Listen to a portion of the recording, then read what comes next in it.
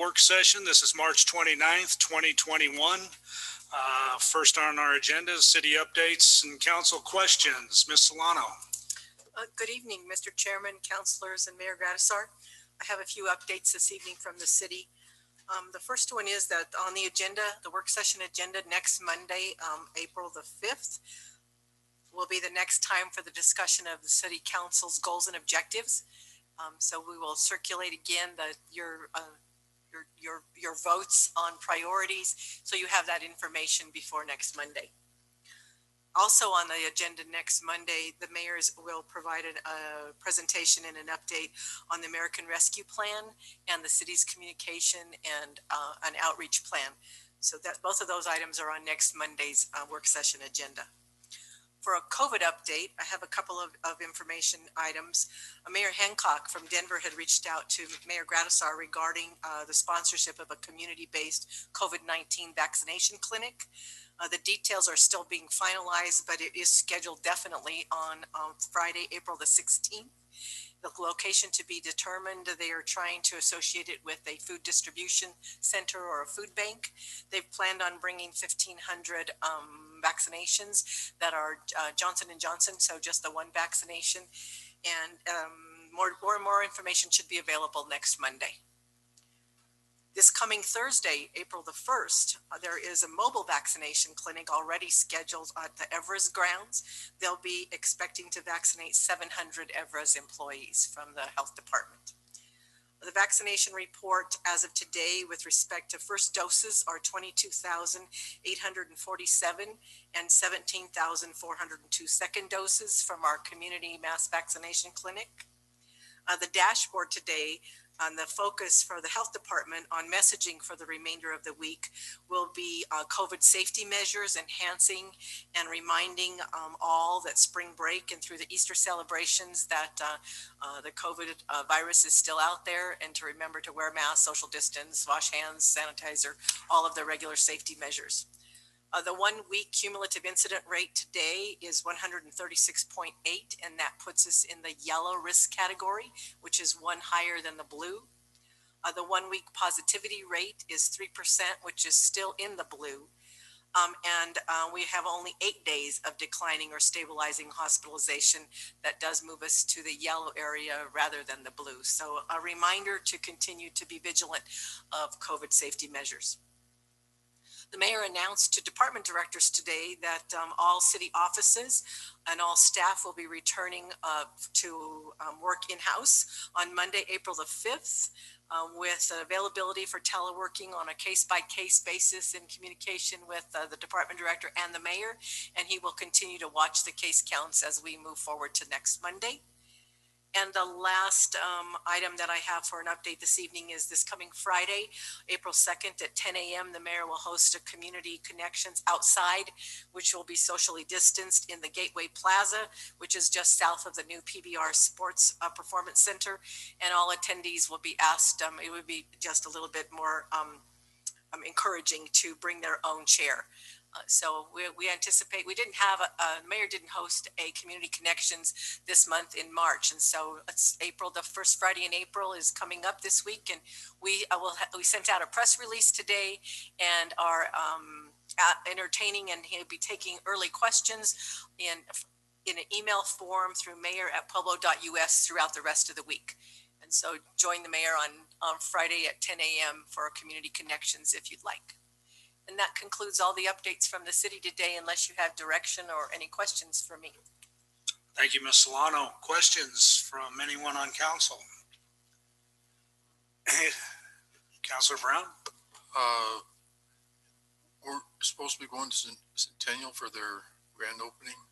Is there any, we need to register for that or anything?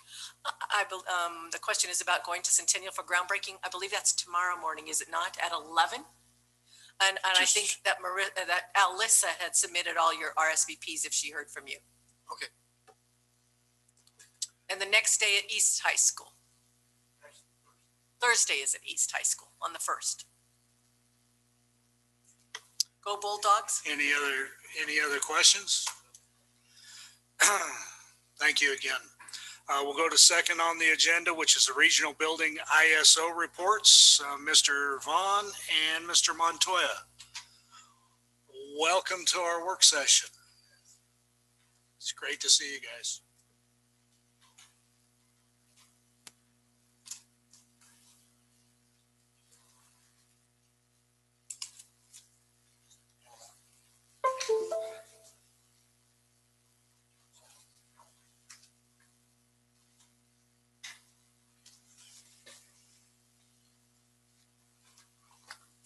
I don't have to talk with this thing on here. I'm not. Okay.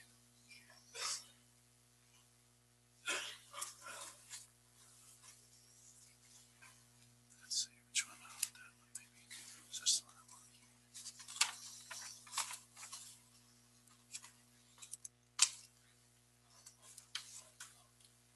What's that? I'll talk a little bit and then we'll turn that on. Good morning, council. It's not morning, it's evening. Thought I'd see if you were all awake yet. Well, we got our ISO report completed. It took quite a while. It's done every 5 years for the department. It was a good report. It takes a lot of man hours to put this report together. You spend a lot of time doing it, back and forth with ISO, and as Dennis knows, he was an insurance guy once, and it's a pretty important report. It sets our insurance rates around the area. It allows, it's part of setting our insurance rates. It's not all of it, but it does make a big difference to the whole county. So I'd like to go over it quickly here, at least let all of you see what happened there, and maybe I'd turn on your first slide.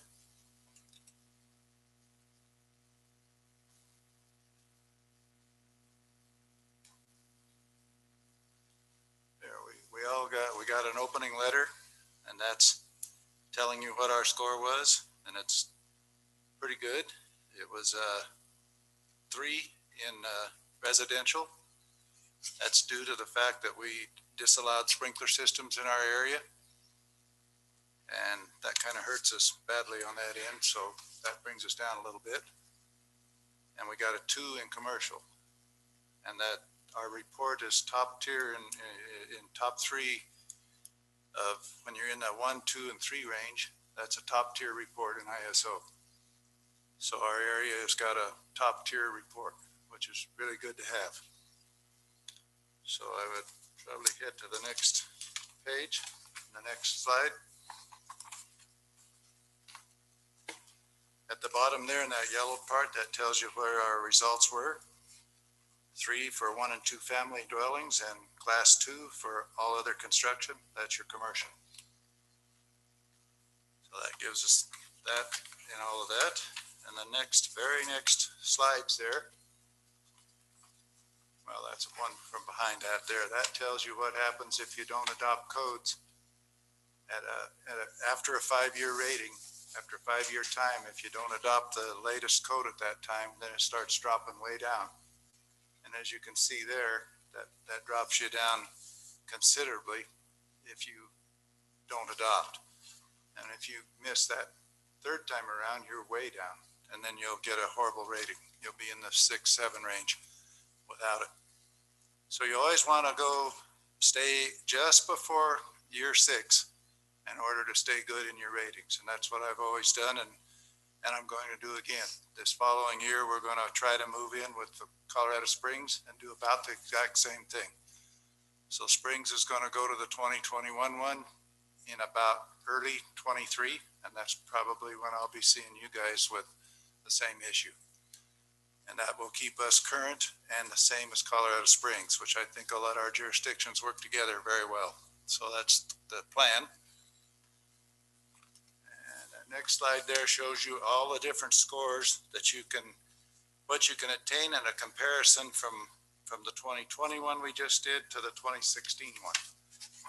And that shows you the amount of points that are available in each and all the categories that you're rated in.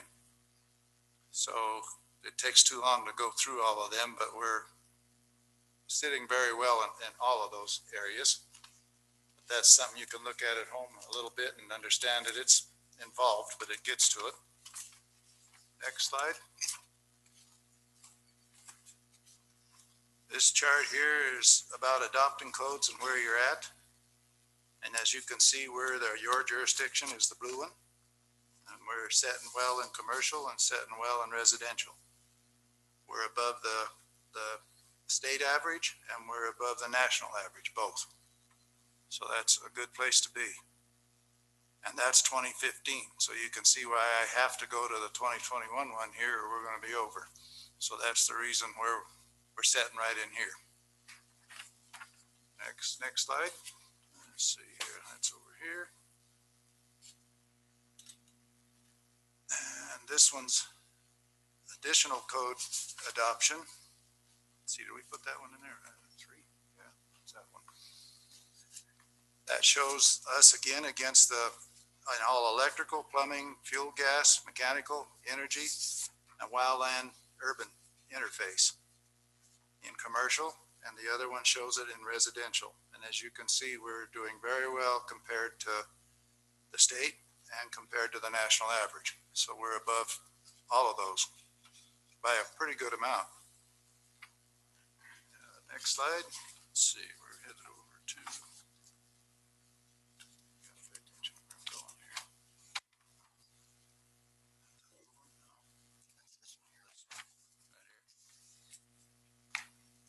modifications to adopted codes. Is that where we are? It's supposed to be this one here. Okay, what's up there though? Yeah. Okay, 4. It's this one. Well, the modifications to adopted codes, the only modification we really made was the sprinkler to homes, to residential homes. And we plan on following suit with Colorado Springs on that again also. I don't see a reason at this point to steer away from that. Our contractors and the building, everybody will be against that one, and that has anything to do with selling homes. Now, the fire department would like to have it, so we're at odds with them a little bit on that, but I think it's the Home Builders Association is really shoving on that. I talked to the building official today and in Springs, and he's going to continue with it one more time also to stay out of it.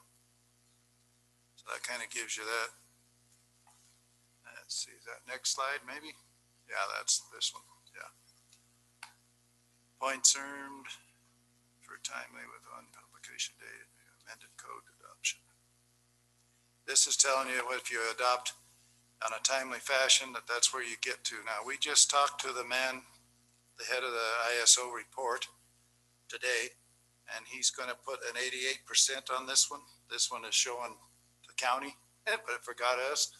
So it should be in there in the blue, and we would be at 88% on that one, which is a very good rating. And he will be modifying that and sending that to us. Next slide there is comparison of average hours of training. Okay, this is all of our training for administrative, and that's kind of how our plan is laid out. Administrative has so many hours required. Legal has 8 hours required, and then mentoring doesn't really have an amount that's required, but we do a lot of it. And technical is our big source. Technical, everybody spends at least 32 hours training. Some of them are 24 hours, depending on which trade. So, and this is done sometimes in schools. When we could go to schools, it was done in Denver and different places. Right now, we're doing it all by web and learning that way. So, but we've already started to march schools, and we're in them right as we speak. So, schooling is still going on. It's a little harder on the web, but we're making it work. So it's hard to stay awake sometimes in it, but we're doing it. So that one tells you that compared to the average of the state and the average of the national average, we're doing a lot of training.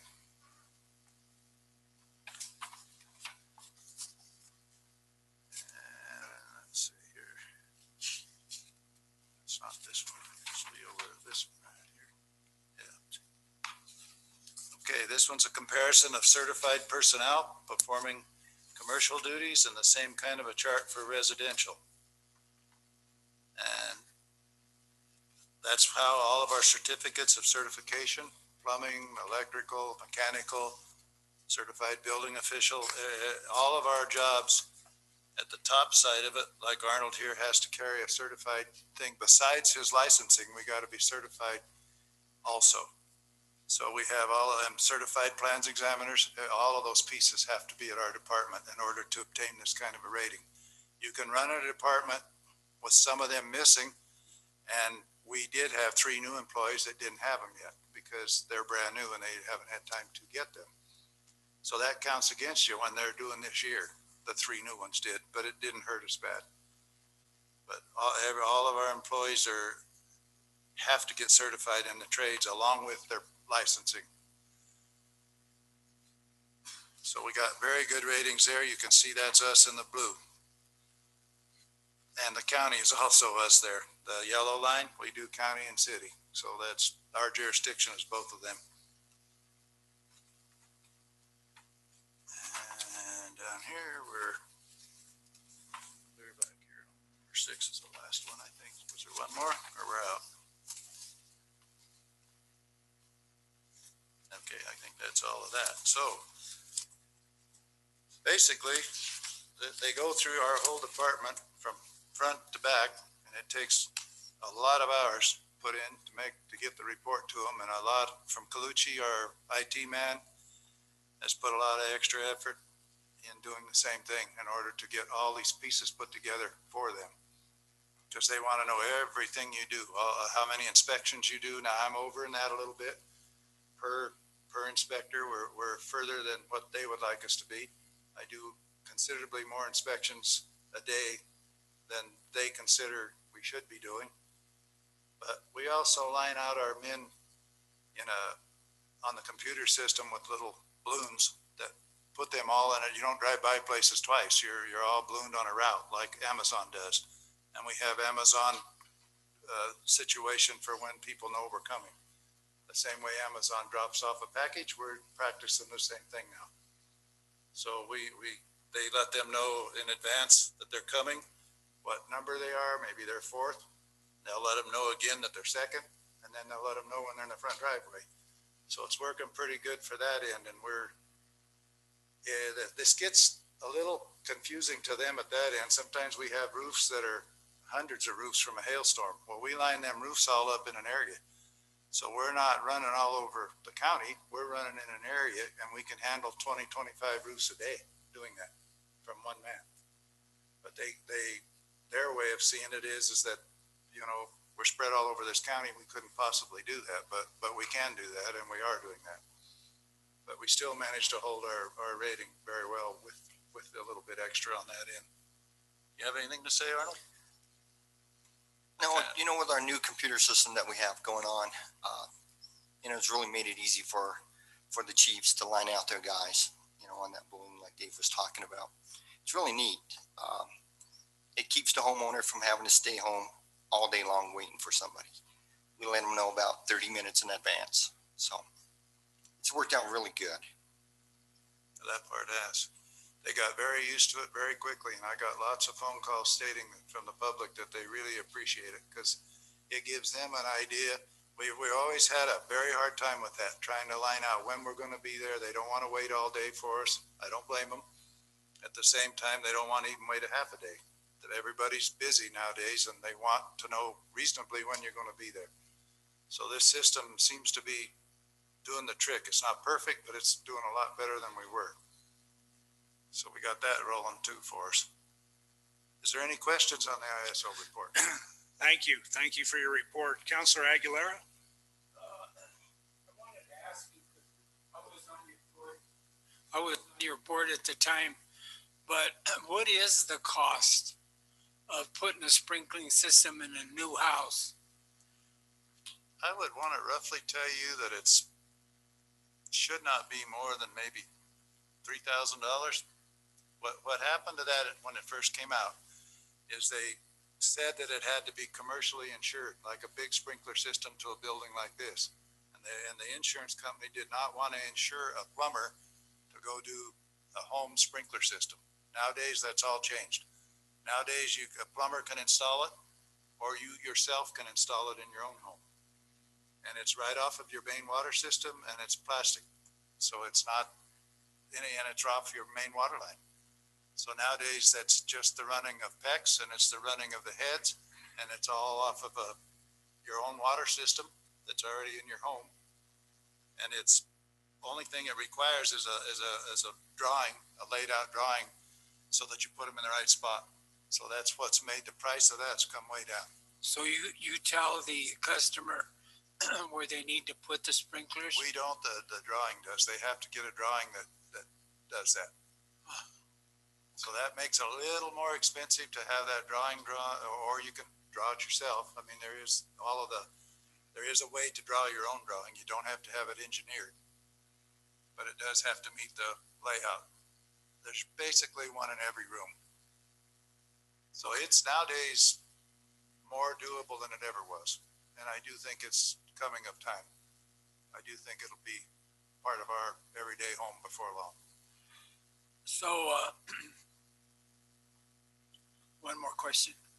If the city decides to go in and buy the Wells Fargo building, are you up for doing a consolidated building center or a place? Yes, we're in talks right now. In fact, I'm in a talk with the mayor tomorrow, and we're going to work on all of that issue with the main floor down there, and it's going to try to become that center and I think it'll really help customer service for all of the home builders and people in town mostly that want to do the little jobs, the garage, the basement, the carport, the patio. They can come there, and zoning will be there, Black Hills will be there. All these pieces will be there, including us, and they'll come around and should be able to handle that permit possibly all in one day, and walk right out the door with all those pieces signed and with the permit in hand, because I'll put a person there that can issue the permit right from our office. They'll be tied right into everything I have in my office. So that does look like it's a promising thing. Good. Councilor Schilling. Well, David, I'm going to have to respectfully agree with you or disagree with you. I hope we don't get stuck with the sprinklers in a house. Sometimes people want to get so safe that it becomes overkill. And it certainly affects the price. And somebody sets off the darn thing somehow accidentally, and smoke in the house, and the alarm goes off is one thing. Water thing goes off in it. Anyway, so I'm hoping in my lifetime you don't win that battle. I understand though, a good score means lower interest rates, right? But does it also, as a pop-up thing, it means higher costs? A and B. Well, you get a lower rate. You go from a 3 to a 1. Okay, it lowers our rates. But I'm assuming there's a pop-up effect on expense. It's got to push the expense also, correct? I'm not saying that's good or bad. I'm just asking a question. I don't think it'll raise the expense. Codes do raise the expense at that end. I do agree with that. Okay, so to get to a 3 to a 1 is going to raise an expense. But then it lowers those interest rates. Or not interest rates. Sure. Not interest rates. Or premiums. What it lowers is the rates on the Yeah. policies, insurance policies. Okay. All right. So to me, it's a push down pop up. Thank you. Councilor Flores. Dave Arnold, this is a great report. You guys are doing a lot of good things here, because I wanted to maybe jump on the question that Bob had, and that is that not long ago, we had an ISO rating of 4, both for commercial and residential. And that 4 stayed on probably for the last 30 years. It never budged. The fact that you guys have dropped it down to a 2 for commercial and a 3 for residential, that's very significant, because the lower the number, the lower fire rating that you get, and you get lower premiums. However, getting back to the sprinkler system question, not all insurance companies want a community to go to sprinklering. It's really the fire departments that are pushing this, because now you've created an exposure that didn't exist before.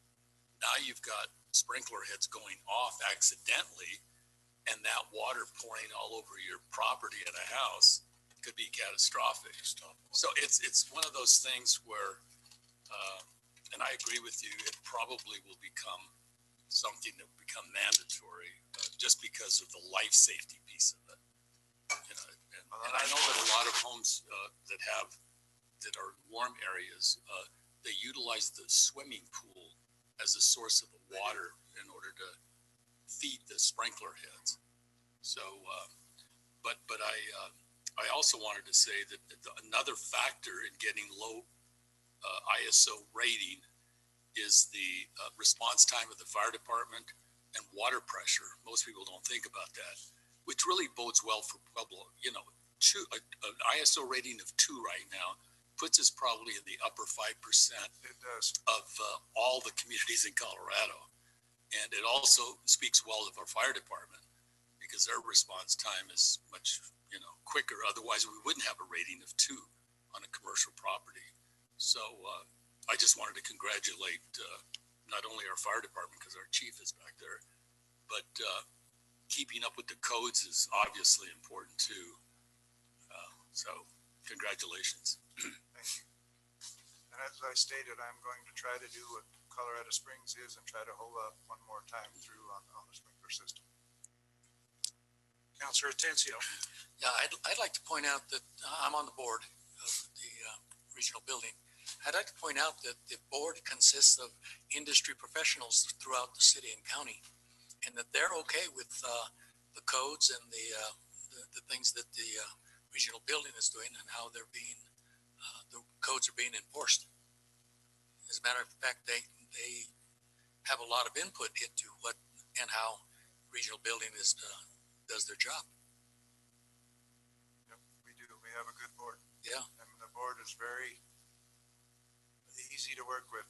I really appreciate my board. It's right there, and I can say whatever I'd like to say, and that board is right there with us. Yeah, but they're representative of the industry in the city and county. So they are all in terms of what the board is, what the regional building is doing. Well, great work. Thank you for all you do for the community. Obviously, you have one of the most important jobs that I can think of when it comes to our future and our development. I appreciate everything you guys do. So thank you for coming tonight, and keep up the great work. Well, we're putting plenty of effort into this town, and we feel the same way you do about our town. I hear you. want it to grow, and I'm going to do whatever I can do at our end to make sure it does. It shows. We started out educating the public as well. This year is first time. We started in-house classes. The first one is going to be May 1st. So we're going to try and educate as many people as we can about building safety. Thought that would be a really good idea. We're going to try it 2 times this year, and our men are going to put on classes in building, electrical, plumbing, all of the fields on top of just building. So we're going to try this first time out and see how it goes, and let the public come to it and not charge. So it's going to be free to come to, and we're going to fund it ourselves and teach it ourselves. And we're bringing in some teachers too, professionals. So we're going to have both of them going. Some of them are going to be on Saturday, and some of them are going to be during the week. But the first one, I think, is on Saturday. And we have a man coming down from Denver that teaches electrical, and Arnold's going to teach at the same time with it. That's great news. It's good for our community. Well, that's it. We appreciate it, and keep up the great work. Thank you for your time. Yes, we appreciate it. Is anybody trying to let Lori in? Okay, you guys are on that? Okay.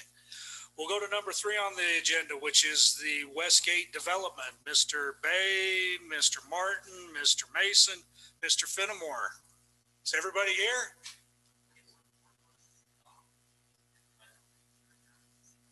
Okay, give us 1 minute while we stop the meeting and reboot. Time. And it's kind of interesting that not only did I do that, but also started building there originally under our today's homes. And now I'm back being there again, trying to redevelop and revitalize the area with not only building some schools, but also doing some stuff. So I'm very excited about having the opportunity to represent the West Side community. I also want to welcome Mr. Aguilar, and you're still in my prayers, and glad to see you that you're here. Wish you the best. But to just get started a little bit, I want to give you a brief overview of what we're trying to do, knowing that, I'm following federal dollars as well as everybody right now, simply because of what's going on with the schools.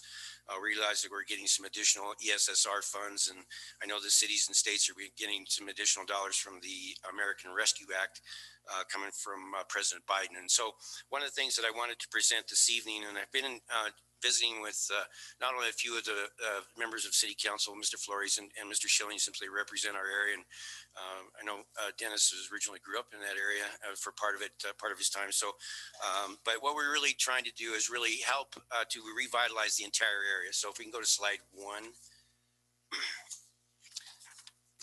What we're really doing is trying to revitalize an area that, let's see if this works here. Here he goes. Okay. But to give you an idea of the area of Westgate, Westgate really was, I think we actually, as today's homes represented and called it Westgate, but it's really the old Hyde Park area. But Hyde Park, if you're very familiar with, and some of you are, a lot of you are, in the same age group that I am. And so we remember the Hyde Park Dairy and the things that were going on over there. But it's really interesting to find about the history that really began in 1940. Right after the war years, a lot of the folks began to migrate there. And then, they worked either in the dairies or in the vegetable farms, or a lot of them even worked at CF&I Steel. But I was doing my education. I was really kind of surprised to know that the area was not annexed into the city until 1968. The last really economic boost was really in the 1970s when they were beginning to do some stuff when NeighborWorks actually started in there, and they actually started doing some housing and created the Hyde Park Gardens area and stuff like that. Right now, just as a little bit additional note, that the NeighborWorks and Total Building Concepts are out of all of their lots over in that area. So there are no lots that are developable or buildable right now for that.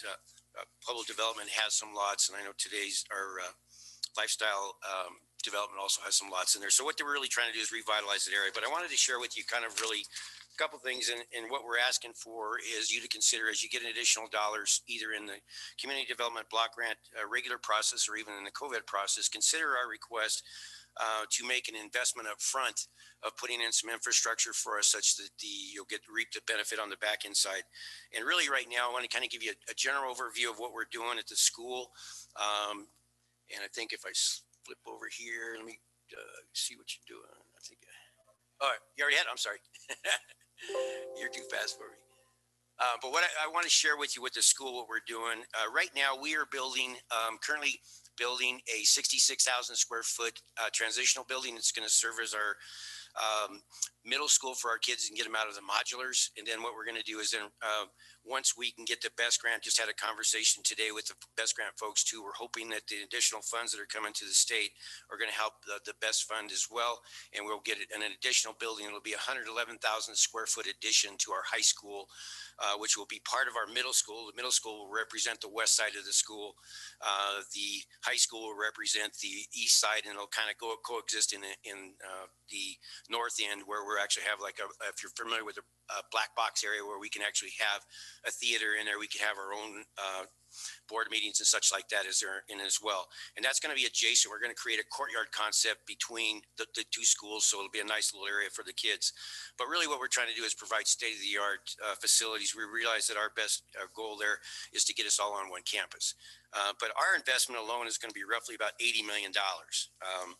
And so, part of the investment that Pueblo Development is going to make is roughly about $65 million in building out. Once they're planning on roughly building about 300 homes in the area that are going to be priced such that it's going to be about a $65 million investment.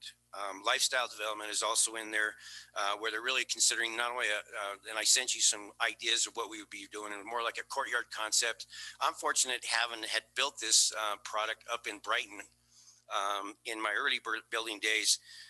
It's a very nice product and it works real well. It's actually a product to be rent to own that could be in there as well. And there's also a consideration of doing an apartment complex to get into some densities after visiting with Brian Gallagher a little bit about trying to come up with not only single families, but also a multifamily mix as well. So provide a little bit of rent program, but also a rent to own program. And then ultimately the single family, be able to purchase, allow people to reach the American dream of owning their own home. And this is really why we're before you today, is to really help us in this area of keeping the prices affordable and down where we really wish to be able to deliver that promise. So really, when you look at the total investment that we're doing in the area over the next 3 to 5 years is roughly $187 million. What we're asking the city to do is basically request about 3.7, anywhere from 3.5 to 3.7 million dollars for basically doing infrastructure for 19 city blocks. And there we're open. What we're doing on the back end side is we will be paying the tap fees that are in there. Also, we're considering doing some of the dry utilities, but the biggest need we have is the major infrastructure itself.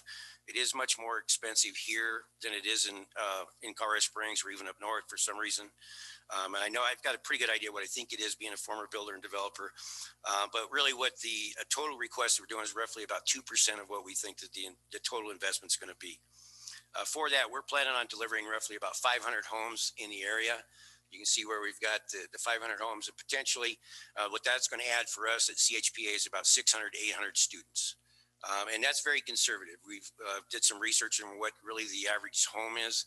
We're just considering that they're probably going to have less than maybe 1.5. But right now we're at our CHPA is about 1,000 students. Right around 1,020. We continue to grow. Right now, there's about another 12 lots that are in the Neighborhood Works has, and they're building the houses there. And so we're continuing to grow just in natural growth. But we really believe that once the school opens up, we'll be able to take a lot more because our overall capacity is roughly about 1,200. We are maxed out at the middle school. Really the only area, and at the elementary level, the only place we really have to grow is at the high school. But we realize we can't grow the high school if we don't grow the middle school. So you can see really from an investment standpoint what we're doing, but it represents roughly about 52% multifamily and 48%. Ideally, we'd like to get it to where it's about 50-50. When you look at the city return for it,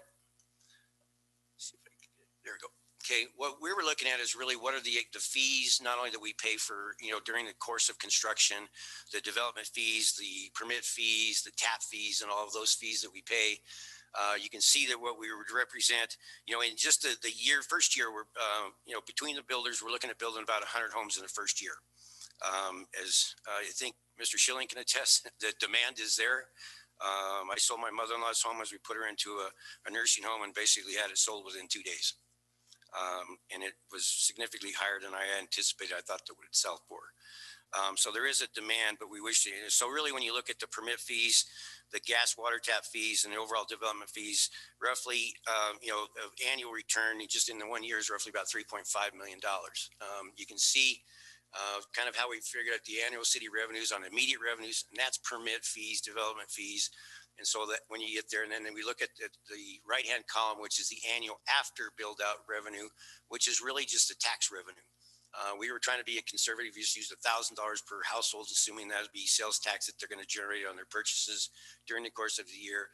And then we looked at the property tax, and this is based on really a house of about $250,000. Could be more than that because I was surprised when I saw one of the builders that's going to be building houses on the north side, and their entry-level price is $294,000. It surprised me, especially since I used to sell that same house for $79,900 back in years ago. But you can see really what the average amount of dollars that we're going to recover over a period, just on the investment recovery period, allows the city to recover their investment of $3.7 million in roughly 1.8 years. We think it's a tremendous investment. And so there's some intangibles that also come with that.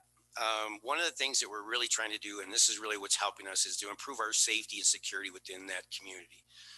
Right now, there is no public transportation that goes into the same area to pick up. So if you happen to be somebody that doesn't have transportation, you can't pick up public transportation because it doesn't exist in that area. And I was a little concerned when I found that. But really, what we're doing, we're in the process right now with the city of doing a community development block grant to extend 18th Street. We'll have that nearing breaking ground, hopefully here within the next 30, 60 days.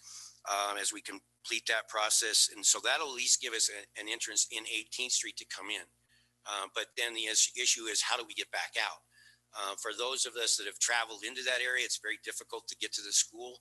It's very difficult to get in and out of there. And so we're trying to improve that as well. So we do have some recommendations and suggestions that we've given you that's on a map that'll show you really what we're looking to do there. What we're really trying to do is as well, and I know Dr. Duran, my boss at the school, has really been he's a very gracious man, but he's also very proud. He wants it to become a community school like we used to have. We're also right now in the process of purchasing from the church their ball fields and kind of redoing those. We have half the dugouts up. We're putting the sprinklers in right now. So we're going to create an area over there where our kids can actually practice and play as well, so they don't have to come down to running field. Really the biggest thing too that we want to do is we want to build the American dream. We talked about, people actually owning their own home. I was very fortunate early in my life to be able to do that.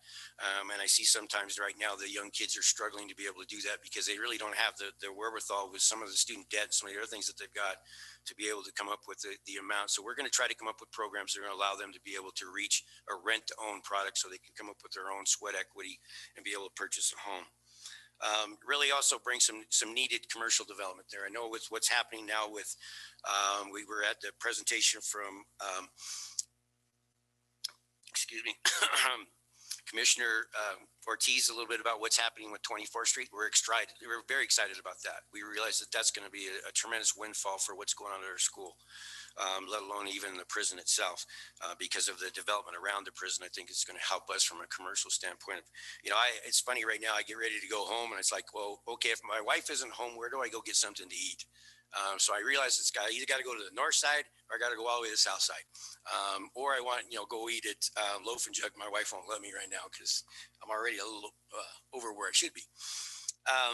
But really what we also want to do is make sure that they're affordable, stay within a price range that we realize that we can sell a bunch of them. That's really why we're trying to sell 100 homes. But we realize if we can get the investment up front and working in conjunction with the city and coming up with a community development block grant program that'll reap tremendous benefits for the west side.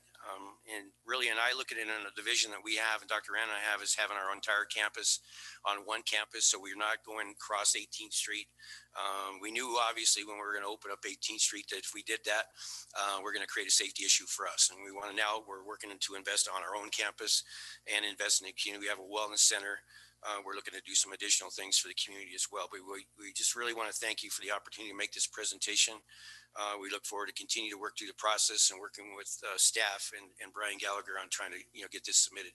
Our next steps are really, we need to work with the Pueblo Works to get an estimate. We have a guesstimate from the one that we had last time, but we're going to work with Mr. Hayes and his staff to get that done over the next 2 weeks. And then we have to have another town hall meeting. And with the COVID situation that we have, we need at least give a 2-week notice and get that approved. And so we're in the process of finishing those next steps here coming up. And from there, I'll just open up if you have any questions. Thank you for your report, Mr. Bay. Mr. Schilling. 3 quick ones. You intrigued me. You said you think you know what the reason is it costs more to build here in the Springs. What's that reason? Cost of labor. Cost of labor? Really? It's cheaper in the Springs? There's more demand in the Springs. And one thing we found interesting when you price it down here is if the folks are coming from Colorado Springs down here, because there's such demand in the Springs, that they'll actually price it more to actually do it here.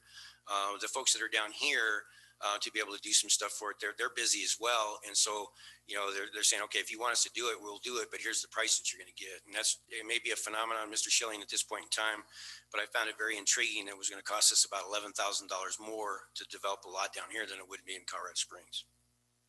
Mr. Schilling makes me feel real old. How are you going to build 100 homes? How are you going to find that many carpenters? I think these folks, and I have Mr. Finnemore here, he can probably answer a few of those questions, but they're a pretty big organization, and they're they do this throughout the nation. If I would coin them, they're really what I consider a national builder. And so they have resources above and beyond what we would have in Pueblo. They want to use the resources that we have in Pueblo. We're, being a former builder, and I know Mr. Martin's working with them as well, trying to, build their entire trade base such that they have an efficient trade base to be able to build those number of homes. Well, good luck, because the rarest commodity in the world is a good employee. And the last one, what does Commissioner Ortiz say about 24th Street? He is telling us that really within the RFPs are going to go out this summer, and they'll begin construction within a year. There's actually a drawing that depicts where 24th Street and where the jail is going to be. The jail, it's going to, 24th Street will go and kind of drop down a little bit and then come back up and tag into Joe Martinez. And there's another one, which is really more of a direct route going directly. You know, if you know that topo area, which I'm sure you do, you go in there. If you went directly from 24th to Joe Martinez, there's some challenges that are going to be on the topo topography that's there. If you loop down, you can actually bypass that. You might have a little bit more road, but it's going to depend on really what the additional cost is. So either the prison's either going to go to the north of 24th Street or it could go to the south of 24th Street. But they're going to begin within the next year, and they anticipate being completed by 2024. So is that going to go all the way to Joe Martinez then? Yes. Okay, so that's actually has a completion date. Yes. Thank you. You bet.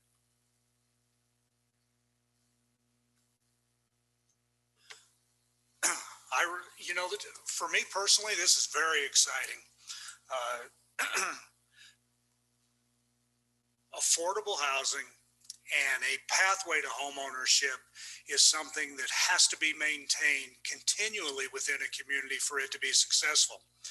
And and I know we're in the process now of doing our a housing study through our housing department and the county, and it's going to show glaringly. You know, we don't have to have an expert come in here and tell us, but it's going to show that this community has no affordable housing, zero.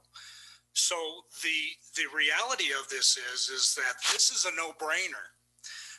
If the city could invest $3.5 million and create 100, 200, 300 affordable housing units, that's, you know, I think it would be hard pressed to find anybody to say that's not something that we would want to invest in. You know, and the residual effects, like you laid out there, are just huge for the community to get this done. I hope that when you get your numbers from Public Works and you have solid numbers, you can come back to council, or at least please reach out to me and tell me what the number is, and I'll fight tooth and nail to find that kind of $3.5 million or $3.75 million to invest in infrastructure to create something like this is just something that has to be done. It's not something that we should think about, or that you know, we need to mull around and take government time with. I think it's something that needs to happen, and needs to happen quickly. If this can get put together, it needs to get put together. I appreciate that, Mr. Elliff, because we're going to continue to proceed with this. I'm fortunate that Dr. Duran has kind of shared a little bit of me, you know, before this West Side guardianship, to be able to do some of this stuff. I'm very thankful to be able to do it. This is really the first time in 3 years. Prior to this, I probably spent 26 of my years of my career up north in Colorado Springs, Denver, and Fort Collins and Brighton, rather than working in my home city that I actually have lived in there for 45 years. I think this is a tremendous way to be able to create, you know, the need that exists. I love that, you know, we have a lot of apartments around the community for people, but I look at this from a home. I have a 22-year-old daughter right now, just graduated from Arizona State, and you know, I know she couldn't afford a house right now. And so we just need to be able to find those avenues for them to be able to have that. But I appreciate that. We will give you an update once we get those final numbers. I look forward to coming back and visiting with you. I'd appreciate that. Councilor Winter, do you have anything? Not really. I mean, it sounds great. It's also going to uplift that entire area. So once you get started on those new homes, we'll see everything else kind of come up with it. So it's a good thing. Thank you. Yeah, if you haven't been over there recently, I encourage you to come over and see the new ball field. It's actually coming up pretty nice. We're actually going to be breaking ground probably around the 17th, 18th of April. You're going to start seeing dirt moving and equipment and stuff. So it's really kind of an exciting time for the West Side. But thank you again. Fantastic. Can I say one last thing? Yes, Bob. Thank you. I just want everybody to know that between Jack and Rudy, that's the reason we're going to get the 18th Street going through there, through all their efforts and trying to get this stuff developed. And thank you for Dr. Martinez to lending you out to everybody. Thank you. Yeah, You've been a real asset to get this through, and thank him for lending you out that way. Thank you. That's it. Thanks. Councilor Flores. Before you leave, do you want to do the gentleman, would they like to say anything about their development? Yeah, without. Okay. Are the materials going to be purchased in Pueblo? Yes, we're going to try to purchase, and the same thing with what we're doing right now, Dennis, with our school. I apologize, Mr. Flores, with our school. Yes, we're going to try to purchase as much stuff as we can here. Obviously, with some of the price fluctuations, they're trying to buy some stuff in bulk to be able to keep their prices down. They may have already bought some stuff to try to keep it, but we're going to, they definitely want to engage the community. Great. Well, welcome. It's good to see you. Thank you. And Thank you. appreciate everything that you do, and keep it up. We will. Thank you very much. We are now adjourned.